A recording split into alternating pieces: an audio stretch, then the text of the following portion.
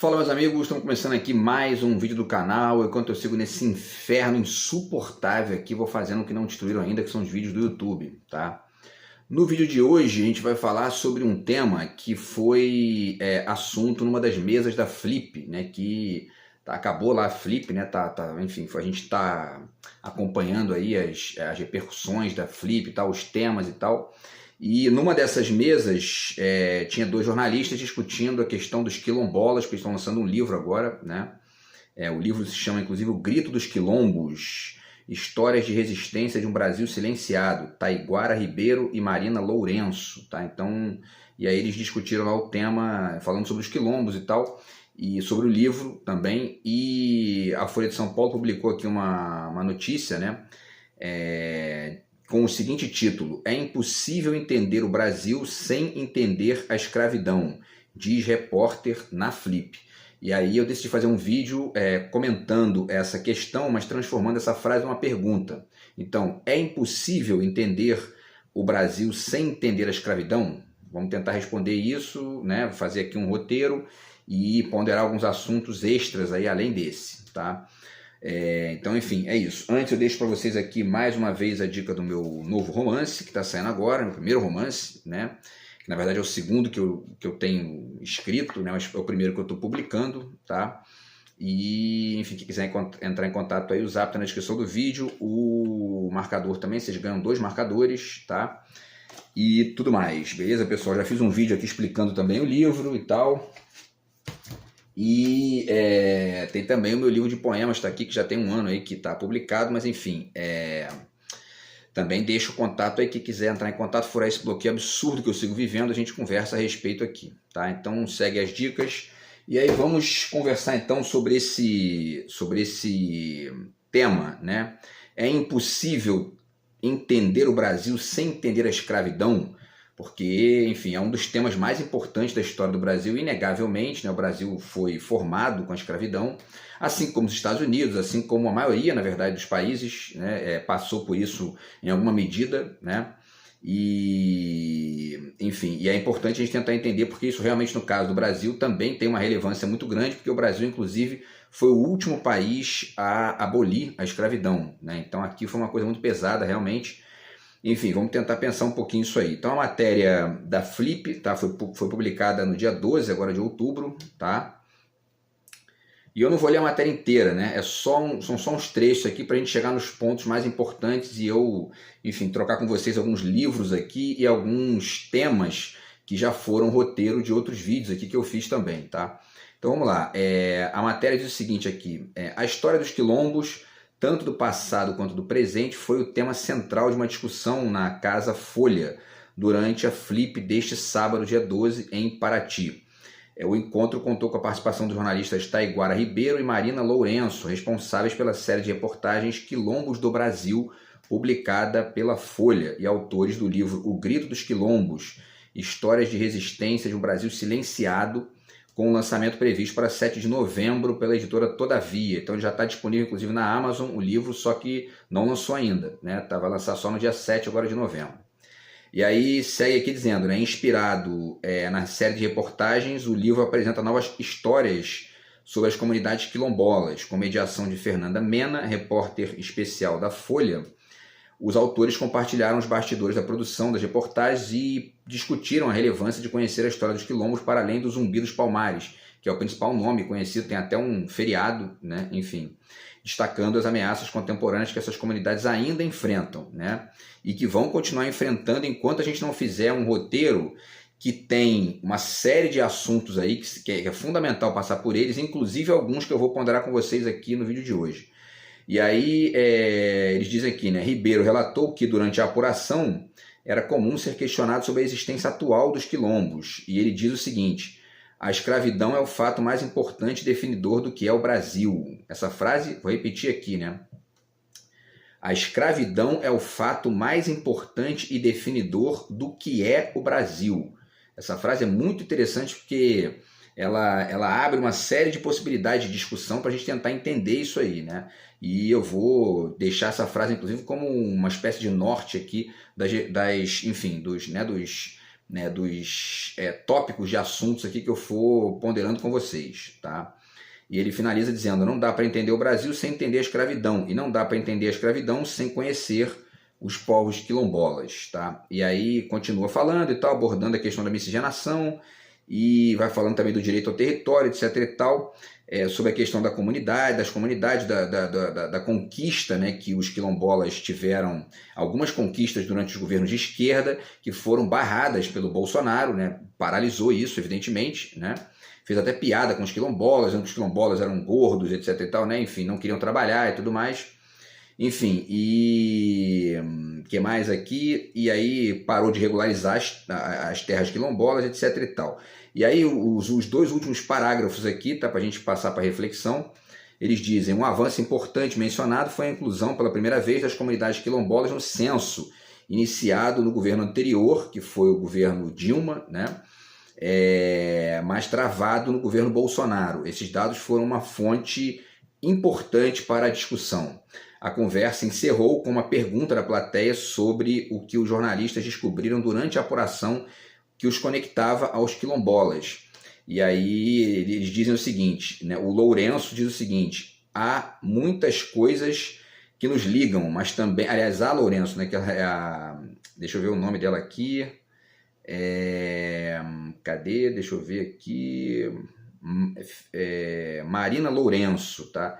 Então a Marina Lourenço finalizou aqui a reportagem dizendo o seguinte: há muitas coisas que nos ligam, mas também muitas diferenças, disse ela. Questões como a religião, o samba e tal, e também o lado negativo que nos une, o racismo. Então ela finaliza falando do racismo, quer dizer, eles começam afirmando a importância fundamental da questão da escravidão e terminam falando sobre o racismo. E aí eu já adianto aqui um detalhe que eu acho fundamental para tentar pensar essa questão a partir do mundo de hoje, né? Então a frase deles é a seguinte: a escravidão é o fato mais importante e definidor do que é o Brasil. Eu acho que a gente já tem que substituir isso aqui, né? Não para negar a escravidão, evidentemente, nem as consequências disso, mas para pensar o ser do Brasil atual a partir de uma perspectiva que seja para além do racismo, ou melhor, para além da escravidão, e que pondere, portanto, o racismo e as formas de, digamos, neo-escravidão que existem hoje e que são decorrentes desse racismo e das dificuldades que a gente tem para ler esse racismo em todos os níveis. Eu já fiz vídeo aqui falando sobre isso, quando eu ponderei com vocês aqui o livro do Gessé Souza, né? Então, quer dizer, o racismo ele não criou o Brasil, ele descriou o Brasil. Então, se o racismo não criou o Brasil, ele descriou o Brasil, a gente não pode, talvez, a gente não possa dizer que a escravidão é o fato mais importante e definidor do que é o Brasil. Mas talvez justamente que a escravidão é o fato mais importante e definidor do que não é o Brasil, ou do que o Brasil pode ser e não consegue ser por conta dela e por conta das consequências e enfim, do rastro que existe até hoje no racismo, e tanto no racismo das pessoas brancas e ricas, etc. e tal, quanto aos pobres, negros e tudo mais, mas também naquilo que existe de, digamos, um ressentimento mal trabalhado, né, nas comunidades, até as comunidades quilombolas, nos neo-identitários, etc. e tal, né? Esse ressentimento, a crítica a esse ressentimento, ela não é uma crítica só à ideia que esse ressentimento fica sustentando, quer dizer, uma ideia meio sectária, digamos, né? Mas é também porque esse ressentimento impede uma apropriação contemporânea de uma série de questões que são da ordem do saber europeu, da ciência, da filosofia, etc. e tal, e que são saberes que auxiliam uma aproximação maior até mesmo desses povos ou dos grupos neo-identitários que estão jogando esse jogo hoje, de uma lógica mais contemporânea e mais complexa. Isso é muito importante de ponderar. Então, vamos tentar então falar de alguns aqui, né? Então, isso é importante reiterar que a escravidão é um dos temas mais importantes da história do Brasil. A gente tem que estar o tempo todo pensando nisso, discutindo isso para que não volte e também para continuar tentando minimizar as formas atuais disso. que são, por exemplo, né, o trabalho semi-escravo, que a gente teve recorde disso ano passado, né, porque o governo Bolsonaro parou de demarcar terra quilombola, matou os indígenas na pandemia, parou de controlar e de punir os empresários, enfim, né, que ficam escravizando pessoas até hoje. Então, quer dizer, isso não é uma mera, não é um mero detalhe. É muito importante a gente desenhar isso, porque isso faz parte da percepção do que a gente vive hoje como um movimento neo-escravocrata no Brasil. O Darcy Ribeiro fala bastante disso, né, aqui no povo brasileiro, tá? E ele cita aqui, inclusive, quando ele fala da escravidão, né, ele fala dos moinhos de gastar gente, e, na verdade, o trabalho semi-escravo, e mesmo esse trabalho precarizado que a gente vive hoje, que é radicalmente diferente, né, de um patamar minimamente civilizado, é uma espécie de moinho de moer gente também, né? Então é importante pensar nisso aí, tá? E vamos voltar aqui ao Darcy daqui a pouquinho, mas enfim, falando também aqui ainda sobre essa questão da escravidão e do racismo, né? O Roberto da Mata, ele fala aqui também nesse livro, tá? O que faz o Brasil, Brasil. Então aqui no final tem um capítulo aqui que é o que ele fala da ilusão das relações raciais, né? E aí na página 47 ele diz o seguinte: é claro que podemos ter uma democracia racial no Brasil. Ele está comentando as repercussões lá do pensamento do Gilberto Freire e tal, e dos críticos também. É claro que podemos ter uma democracia racial no Brasil, mas ela, conforme sabemos, terá que estar fundada primeiro numa positividade jurídica que assegure a todos os brasileiros o direito básico de toda a igualdade. Uma positividade jurídica. É muito importante discutir isso. O direito de ser igual perante a lei. Enquanto isso não for descoberto, ficaremos sempre usando a nossa mulataria e os nossos mestiços como modo de falar de um processo social marcado pela desigualdade, como se tudo pudesse ser transcrito no plano do biológico e do racial, né? Não pode, né? E aí ele continua e tal, tem que falar da questão do mito das três raças formadoras, mas o ponto é esse. Então a gente não adianta discutir a questão da escravidão sem pensar hoje em formas jurídicas que minimizem as formas de neo-escravidão. Isso também é fundamental de pensar isso.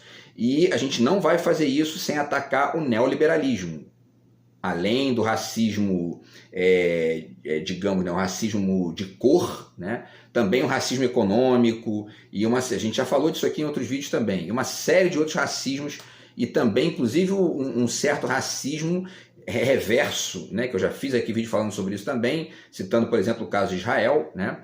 E um certo racismo reverso que existe em certos grupos neoidentitários. Isso também é importante e é evidente em algumas pessoas aí ligadas a esses meios, tá? Então, o Roberto da Mata está aqui, tá? Falando sobre isso. E aí tem a questão do Gessé Souza, né? Como o racismo criou o Brasil, e na verdade o racismo descriou o Brasil, ainda que tudo que ele esteja falando aqui esteja correto, né?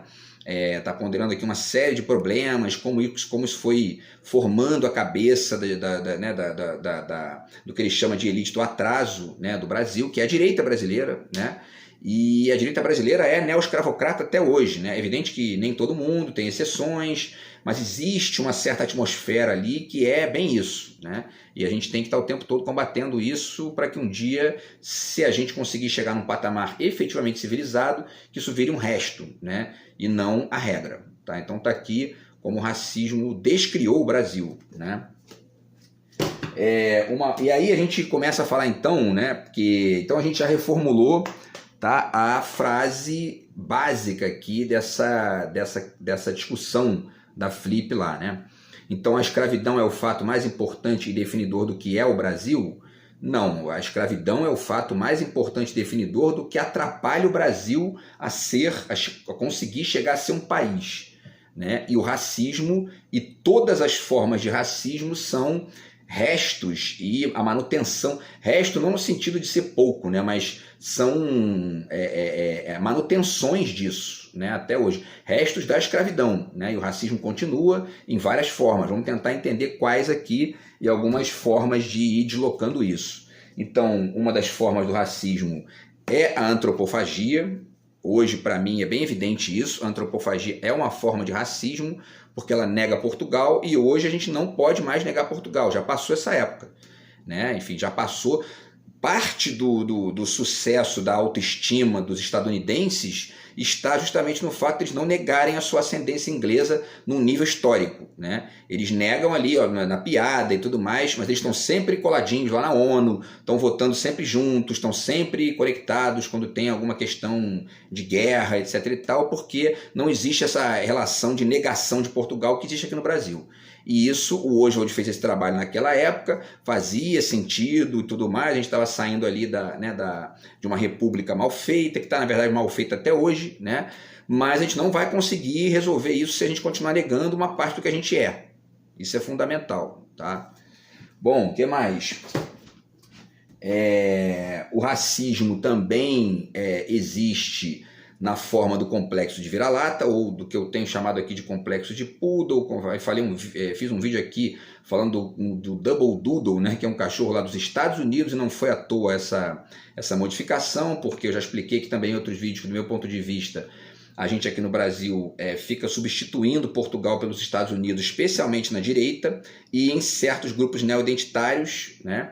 Mas especialmente na direita, né? E aí é isso que gera esse complexo, isso que o Nelson Rodrigues chamava de complexo de vira-lata, né? Mas a própria metáfora do complexo de vira-lata, ela é uma forma de racismo, porque o vira-lata é uma metáfora que representa justamente essa miscigenação, que é o que a gente é, né? Então é importante pensar nisso também, para que a gente possa chegar nesse estágio aí de ser um país, né? Repetindo aqui a frase da questão deles lá, né? A escravidão é o fato mais importante e definidor do que é o Brasil, é o que eles dizem, né?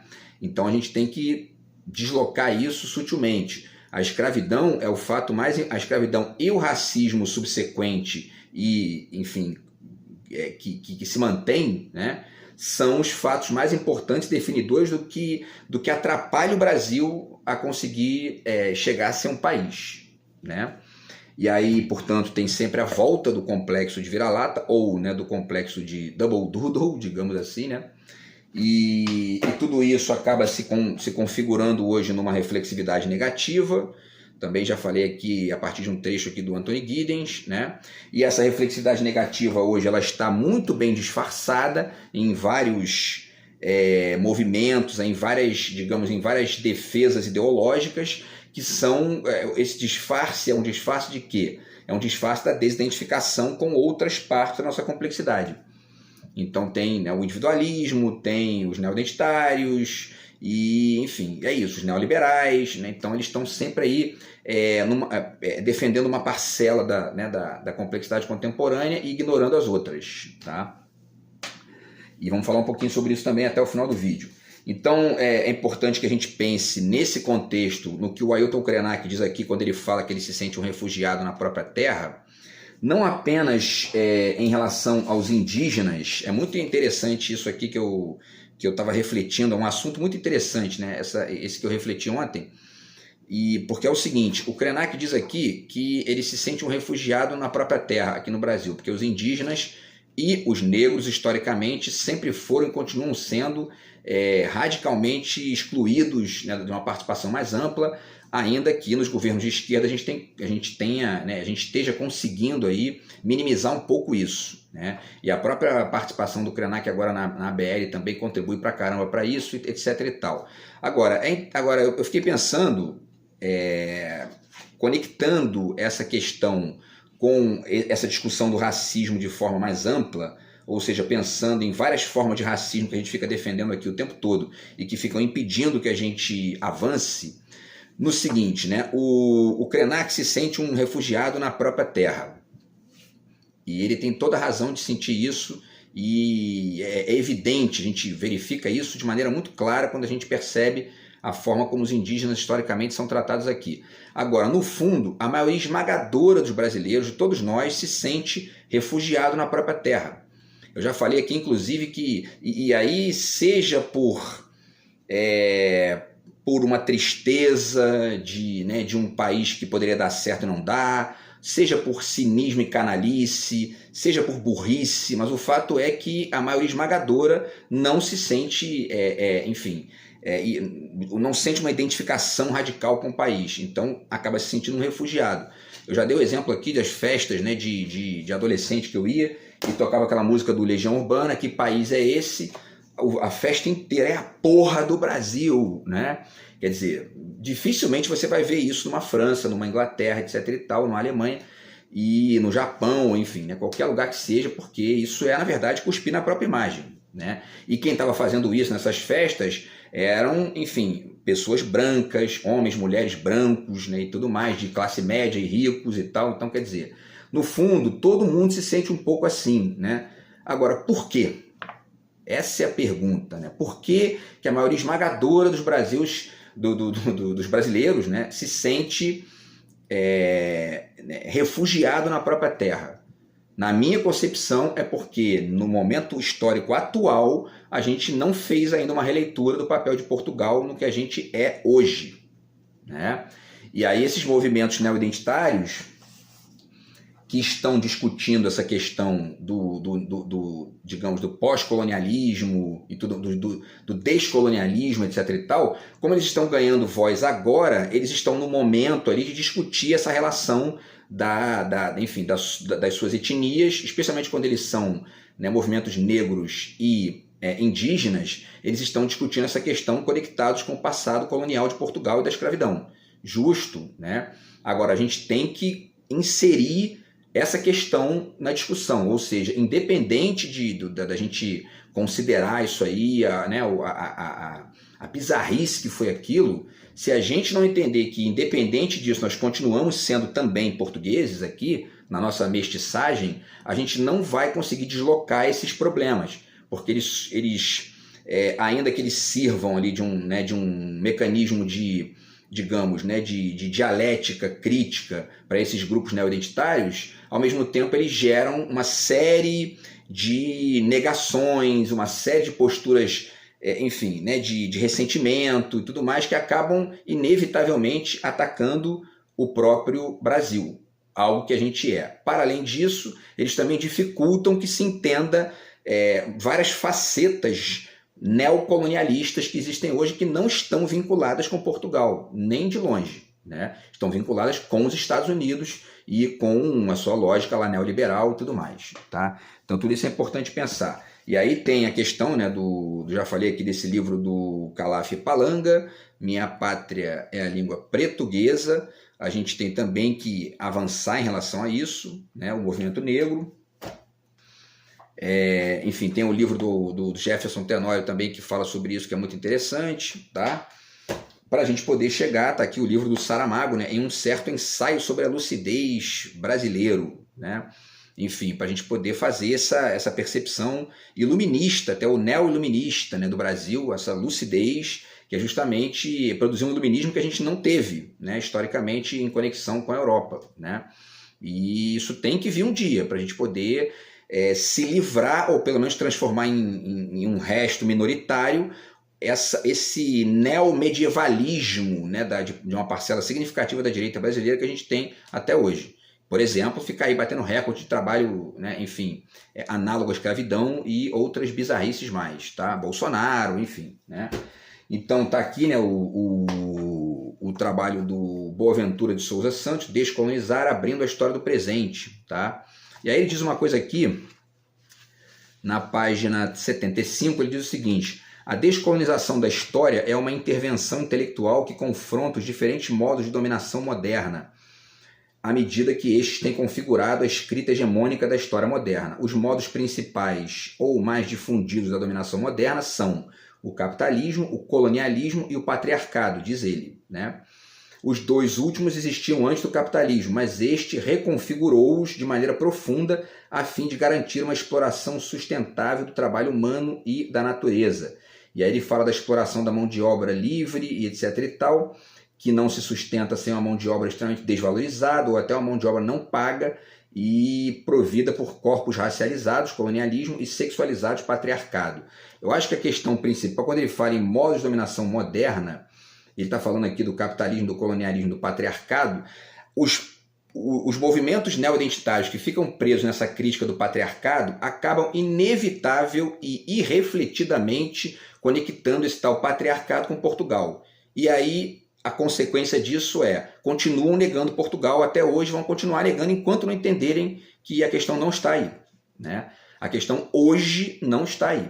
O problema hoje é o neoliberalismo dos Estados Unidos na direita brasileira, que impede, inclusive, de que, sim, que a gente entenda isso e que acaba substituindo essa reflexão por Portugal por uma adesão, enfim, né, não só irrefletida, como sem retorno dos Estados Unidos. E tudo isso acaba gerando um sentimento de inferioridade que no pobre de direita isso acaba sendo, enfim, um desastre, né? E nos ricos de direita isso acaba sendo algo que eles se vingam aqui no pobre e na classe média, né? É por isso que a gente tem aqui esse cidadão aí da Fiesp, que, repito, né, para mim é um verme, que deu uma entrevista dizendo que não, porque o cidadão, né, tem nos Estados Unidos, né, ele cita logo os Estados Unidos, porque é assim, a direita brasileira é isso aí. Tem uma adoração ali religiosa pelos Estados Unidos, e eles citam o que dos Estados Unidos? Não são os teatros da Broadway, né? Eles citam o fato de que lá não tem lei trabalhista, e aí o cara pode trabalhar. Lá eles trabalham em 15 minutos, almoçam em 15 minutos, comendo com uma mão e trabalhando com a outra. Essa é a referência para essa gente, né? Acaba virando um bando de perversinho que se vinga aqui de não ser estadunidense, porque, né, os Estados Unidos riem dessa gente lá, né? Então, enfim. Bom, e aí então é interessante discutir o neoliberalismo, tá? Que é a forma atual disso no Brasil, certo? A manutenção de uma conexão ideológica com o exército, enfim, como algo que é da ordem da defesa da propriedade privada e não da defesa do país, né? E aí a gente acaba tendo, enfim, o quê? Golpe aqui, né? O tempo todo, porque o exército aqui é uma espécie de, enfim, é um risco de golpe, né? E não uma defesa das fronteiras externas, né? E também aí é importante chamar atenção para esse trabalho aqui do Milton Santos, tá? Por uma outra globalização. Por quê? Porque um dos disfarces, né? Eu falei agora há pouco aqui, um dos disfarces dessa parcela da população, a maioria esmagadora de direita, que não se identifica com o país, é justamente a globalização. A globalização é um processo de defesa do total, do local, aliás, do global, do mundial e tudo mais. Isso acaba servindo como uma espécie de disfarce para aqueles que já não se identificam com o país e, pô, então, ó, que beleza, né? Acabou o local, né? O Bauman que disse, hein? Foi entendeu? Então, enfim, e aí a gente, enfim, isso aí acaba ignorando, né, uma parcela significativa da complexidade do mundo atual, que fica bem desenhada aqui no Homem Plural do Mia Couto. Já falei disso aqui, né? Da asa e da raiz da asa e tal, né? Assim como esse disfarce todas essas formas que eu estou falando aqui são formas de neomazombismo, tá? Eu prometi aqui voltar ao Darcy Ribeiro. São formas de neomazombismo, que é isso, né? São os processos de manutenção da desidentificação radical que essa maioria esmagadora tem com o país, em alguma medida ou em outra, entendeu? Mas enfim, então um outro disfarce, né? Eu falei aqui dos disfarces, aqui vídeo sobre isso. O outro disfarce é justamente o individualismo neoliberal, que ignora a parte do país, do local e do coletivo, etc. e tal. E tem o disfarce também dos neoidentitários, que acabam ignorando Portugal e, enfim, outras coisas mais. E tem também o disfarce do patriotismo, mas esse é um simulacro, esse é mais complexo, né? Enfim, tá? Então, pessoal, essas são são os temas, né, que a gente pode desenhar para que a gente possa fazer, de repente, aí uma reforma brasileira, né? Se não uma reforma protestante, uma reforma brasileira, né, que faça com que a gente chegue num certo iluminismo mínimo aqui, até cito aqui o livro da Pascale Casanova, que a gente possa rediscutir essas questões a partir de uma perspectiva mais ampla e redesenhar, né, as raízes do Brasil, né, para de repente até inventar o Brasil, porque eu já fiz vídeo aqui falando que a gente de repente nem inventou o Brasil ainda direito, né? O dia lá, 8 de janeiro do ano passado, é uma boa dica aí para poder sacar alguns detalhes disso, né? Porque abriu uma certa obra escancarada do que é uma parcela significativa da direita brasileira e que o bolsonarismo continua sustentando essa abertura para a gente refletir, né? Porque eles não têm filtro. Então é legal a gente pensar isso aí para poder então finalizar aqui deslocando essa questão do título, né? Então vamos lá, né? Só para finalizar, é impossível entender o Brasil sem entender a escravidão? Eu diria que é impossível entender o Brasil sem entender a escravidão e as formas de neo-escravidão e de neo-racismo que existem até hoje. Todas elas, inclusive aquelas contra Portugal. Beleza, pessoal? Então é isso. Tá aí, a gente se fala aí no próximo vídeo do canal. Um grande abraço aí, tamo junto. Fui.